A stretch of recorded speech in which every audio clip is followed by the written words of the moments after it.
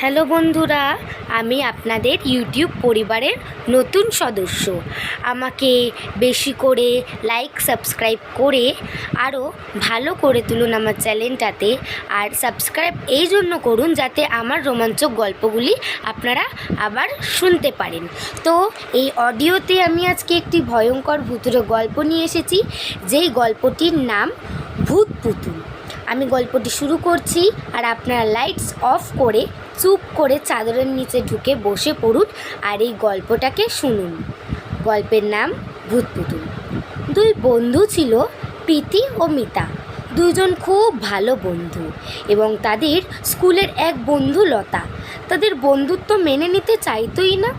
তবে প্রীতিদের বাড়িতে উঠোনের পাশে একটা পাতলা গলি, সেই গলিতে একটা বিরাট রাজবাড়ি। সেখানে নাকি প্রতি 5 বছর অন্তর করে পুজো হয়। কিসের জন্য? অনেক পুরনো লোকেরা বলতো সেই বাড়িতে নাকি ভূতের বাসা। লোকে সেই বাড়িকে শ্রাপিত বলে মনে করে, তাই জন্য ওই বাড়িতে পুজো দেওয়া হয়।